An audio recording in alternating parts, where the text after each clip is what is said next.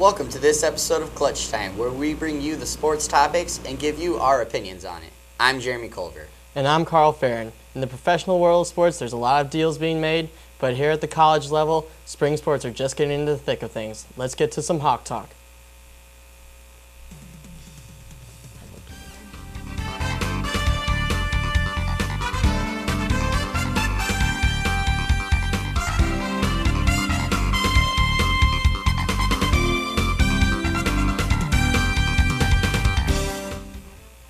The QU men's volleyball team faces a formidable task year after year, being the only Division I sport at a primarily Division II school.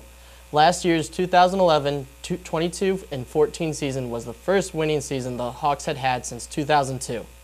The team is now currently on the track of another winning season with a 16-8 record and 7 games left to play.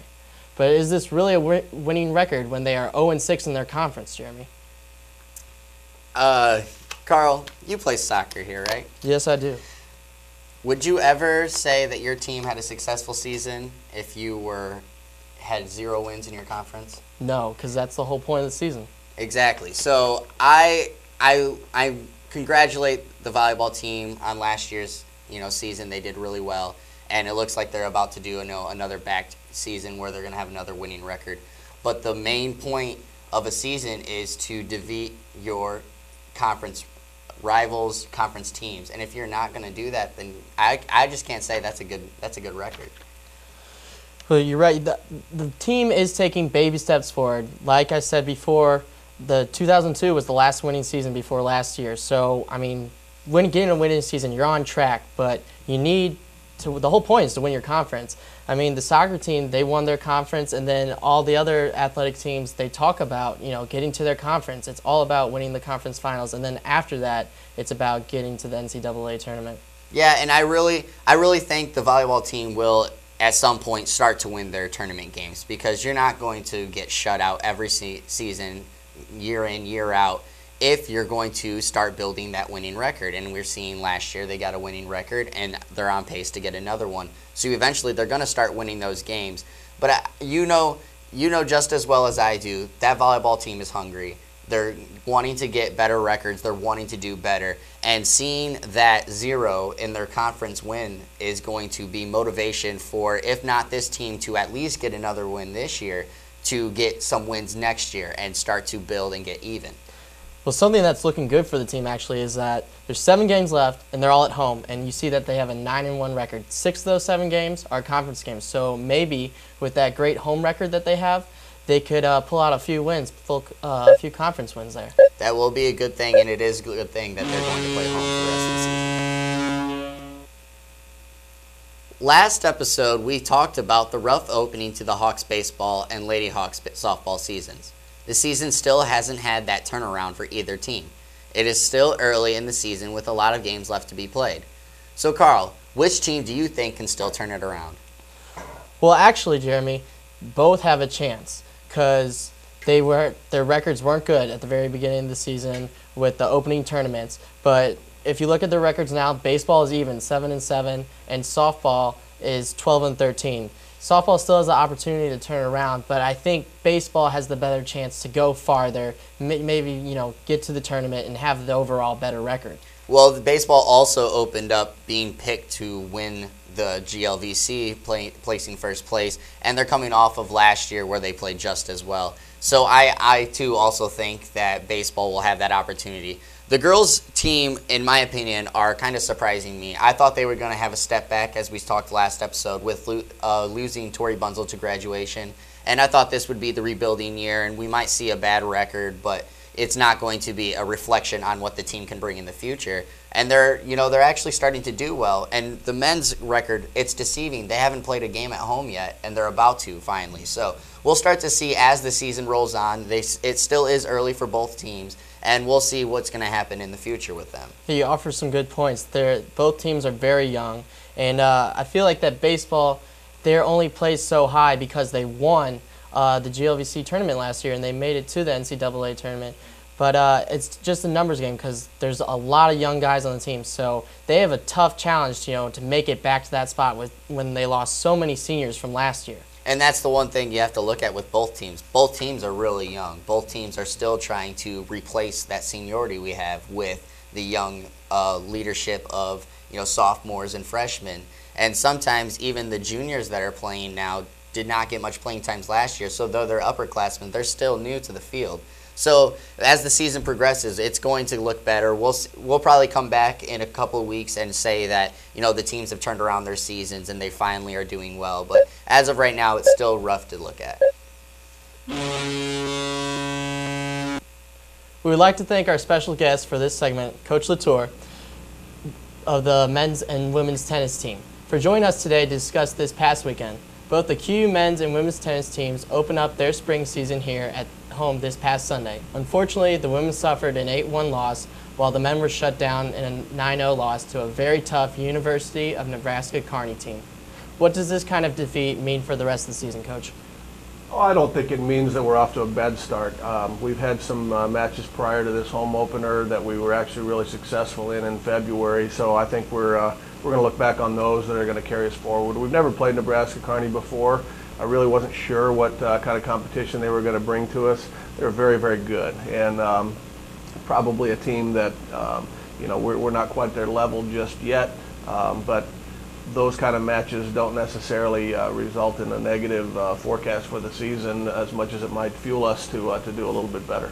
One thing that I wanted to talk about is Allie Callahan. She went 27-3 last year quietly. No one really talked about her on campus, playing as a 4 and 5. Right. Last weekend, she played the number 3 spot. Do you see her continuing to play the 3 spot, or maybe moving higher up as we continue on in the season? I think right now Allie's probably pretty firm at number 3. I've got Pam and Leslie, the Gaynor twins, at 1 and 2, and Allie competes with them very, very well. They're seniors. They've got a little bit more experience, and they're probably best suited to play above Allie right now. Allie's off to, I wouldn't call it a rough start for her the beginning of this season. She had so much success last year, and maybe she's put a little extra pressure on herself to do that again. That's always hard to do that back-to-back seasons. But she's tough. She's a good competitor, and I expect for her to come through for us for sure this spring. You guys have barely just gotten to the outside. Like how long would you say that it takes to adjust from winter playing indoor tournaments to coming to outside? It's an adjustment for sure. We practice all year round. We have to practice in the wintertime in order to stay competitive. But it is different when you get outside. We're fortunate this year to have such warm weather. Usually we're out right now in the 40s and in full warm-up gear and everything else, and the wind is howling. But it's definitely an adjustment, but I think we're used to it. We've practiced outside for a little while now, so we'll be fine. And another thing, I want to go back to the roster, but on the men's side this time. Lane Lutheran did pretty well last year. Luring did pretty well last year, and so did John Moskal. And he's actually set the record for the most combined wins in a season. They actually moved up in this last weekend. Do you see those being a definite spot for them? Do you see them either being reversible or actually switching where they actually played? We're such a deep team. Ian Hincamper, freshman, who's playing number 1 for us right now. Ian's our firm number 1. But after that, we're really deep. There's a lot of guys that can play with each other and compete with each other very well. Lane and John are exactly like that. I think I could put them out on the court right now, and I wouldn't be able to tell you necessarily who might come up with that win. But I think they're okay playing where they are. Both of them seem to be comfortable in their positions for playing 2 and 3. And they're both playing some good doubles for us as well. So moving up in the lineup for them from last year, sure it's tougher. You're always playing better competition, but they'll respond well. All right, well, I want to thank you for coming in for this time and actually discussing with us QU tennis. I appreciate you having me, guys. It was a lot of fun. Thanks. Oh, no problem, Coach. All Good luck to you. Thank you very much. The NBA trade deadline came March 15th with some big names and trade talks staying put. The biggest move was actually one that didn't happen. Dwight Howard decided to stay in Orlando and will not opt out of his contract next season. So, Carl, what do you think was the biggest move or not move made? Well, like you said, I'd have to agree that Dwight Howard was the biggest not move made, but I'm not sure it was the smartest move that wasn't made. I mean, Dwight Howard, great player. He is, the Orlando's go-to guy. And he actually voiced that he said that he didn't feel comfortable and he didn't want to play and stay with Orlando anymore. How does that, as a team, that's got to bring down morale, not just as the team, but as a fan support too. I just can't see things, being picked back up after that. I think morale's going to be down, and they're just not going to have that great of a season, and he's not going to have that great of a season either. Yeah, I mean, you got to look at it. When you voiced all season long you wanted out, you've been telling everyone you want out, and to all of a sudden now say that you're going to stay, that's going to actually put a lot more pressure on him, because if he does all of a sudden decide to back out and opt out of his contract, then he's going to look probably even worse than LeBron did when he left Cleveland. I think the biggest move not made, though, was Pau Gasol was in talks to come to the Chicago Bulls all for the last month of February up until the deadline, and everyone thought that was going to be a for sure deal. And then he doesn't get moved. So now Pau is left in the Los Angeles knowing that he was supposed to be dealt, and then the Bulls are kind of left without that main guy at power forward. Carlos Boozer is finally stepping up, so it might actually be a good thing that he didn't get left out. But Pau Gasol is now left with a team that he can say, they didn't want me here. I agree with you that the Lakers, they might not have that great chemistry with them anymore. Whereas, I think the Bulls, they'll be fine. They already have, a great team, and they're playing very competitively this year, and I think they can still keep that going. But I think that might be another move not made that won't benefit that team that they kept him. So can we both agree that the biggest moves this year were not moves? Exactly. I would have to agree with you on that. We're right in the thick of March Madness now, down to the Sweet 16. With 10 upsets in just the first round, it's probably pretty safe to say that nobody has a correct bracket anymore. The Sweet 16 is now full of high, mid-level, and low seeds. How do you think the rest of the tournament will play out, Jeremy? Well, actually, I wanted to say I found out there's only 3 brackets out of the 6.9 million brackets on ESPN that has all 16 teams in the Sweet 16 correct. So it's pretty safe to say almost everyone is out. The one thing, though, that I think is going to bust up even more people's brackets is the game, the 1 seed versus the 13th seed of UNC versus Ohio. The one thing that's going to be bad is UNC's point guard is now injured and just had surgery. So his time knowing to play is going to be questionable. And Ohio is just being a great team, going through and playing a lot of great basketball. I think that's going to be the game to watch in the next round. I agree with you. I think that that will be the most exciting game to watch because so many people are pulling for the underdog. But even with UNC's injury that they've sustained, I think they'll still be able to take Ohio. They're just a great basketball team, and they've been playing great as well. And even though Ohio's on the roll, I don't think they'll be able to conquer the Giants. But when you think about it, you look at the point guard play of Ohio throughout the rounds. The point guard play is, in my opinion, and in most people's experts' opinions, the point guard position is the position you need to have filled. And if the UNC starting point guard is gone, which also UNC has not been playing the best. They've been doing good in the tournament. But overall, if you look at the last couple of months, they have not been playing really well. Ohio is actually playing really well, and I think they are going to step up to the competition because, hey, Cinderella story. It's on, baby. Well, I think it depends on the kind of game they decide to play. If Ohio decides to shoot and they're on with their shooting, then UNC might be in trouble. But UNC does have some sides down low that Ohio will have to deal with. Real quick, let's look at another game, the number 1 seed versus the 4 seed of Kentucky and Indiana. The Indiana upsetting Kentucky to knock off their winning record. What do you think is going to happen with that game? I think Kentucky's going to be favored in this and as the number 1 seed, and I think they will triumph in this. They're just, honestly, I just think they're too good. They can't be beat. Kentucky definitely, in my opinion, is the second best team, but I think Indiana might be able to pull off that upset again. They're going to be looked in as the underdog, and I think they're going to step up to the occasion. NFL free agency has been full of big headlines all across the NFL, with teams signing big names and players, and some teams dealing them. There is no predicting where a player will play. So, Carl, who do you think is the biggest winner and biggest loser of this year? Well, it's hard to say. I talked earlier that I thought the Colts needed to keep Peyton Manning because Peyton Manning is basically the Colts. He is the Indianapolis Colts, and now he's gone. He's signed an outrageous deal with the Denver Broncos, the highest paid player in the NFL. That's a lot of money right there. I agree with you on $96 that. million for 5 years. But I think Denver, they will embrace Peyton, but I think they might not be a complete success for them because they're trying to get rid of Tim Tebow. And Tim Tebow was the biggest story this past year in the NFL, I think it's safe to say. And, people criticize Tebow that he's not a great quarterback. Maybe he's not a great quarterback, but is he a great football player? Is he a great leader? Yes, he is. I mean, some people were even saying that maybe Peyton could mentor Tebow, but they're not the same kind of quarterbacks. So I don't think that would work out. I think, though, one thing when it comes to it in the long run, I think Denver may end up being a big loser in this. Yes, they're signing Peyton Manning, who is the epitome of quarterbacks when it comes to the NFL. But the thing is he's coming off a big injury where you lose your nerve cells in your arm, and he's trying to rebuild those. So his throwing strength, even though it is predicted to be good, I don't know if it's going to quite hold up. And if he gets hit again, 3 surgeries on his neck, that could be a big issue where it ends up getting hurt again. The one team, though, that I want to talk about, just because I think they are the actually biggest winner of this, is not my very own Bears, who, by the way, got Brandon Marshall.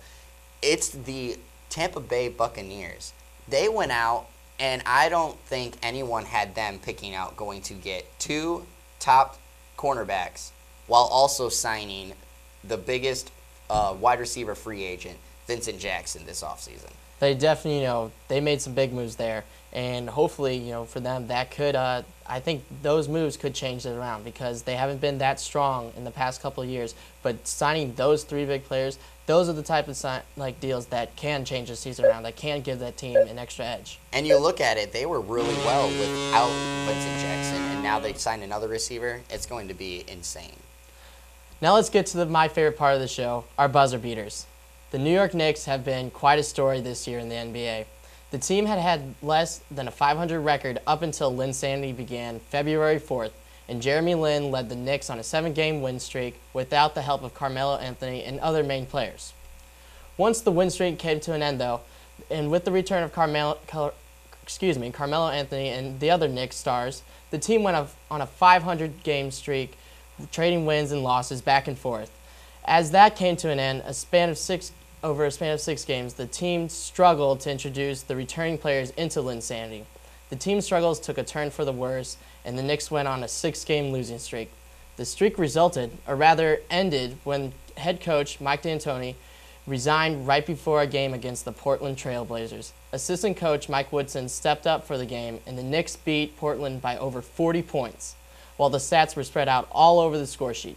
The Knicks then went on to win their next 2 games as well, and are looking for another win streak that will launch them into the playoffs. And now here's Jeremy to wrap up our section here with his buzzer beater. Thanks, Carl. Quincy last year added cross country to the sports offered here to the students. I know that when I saw that, I told myself it was only a step away from now getting track. Well, that actually is happening this year. Quincy is now adding track and are actually doing open tryouts. The one problem, though, that I have with this is no one's heard about it. There has been no email sent to any of the students to tell them. There's been no signs around campus. There's only been a couple of signs, and one that I know for sure, in the Health and Fitness Center next to the aerobics room. Now, in my opinion, if you're going to bring a sport, you should be wanting to have them win. If you're not going to tell the student campus about the track team, though, then what are you going to get? You might get a couple of guys here and there, a couple of people who look to go to the aerobics room to do some exercises, but you're not going to get any of the student body who actually are wanting or willing to do this. Now, the one thing, though, I will say, if you do want to be a part of the track team, you must go to the Health and Fitness Center and contact Coach Osborne. There's a sign next to the aerobics room, like I said, that has his number and his email address. If you do not see the sign, you can go into the coach's offices and ask to speak with him directly or get a card with him. And please, everyone that goes out for it, try your best. You never will enjoy a sport unless you work hard at it.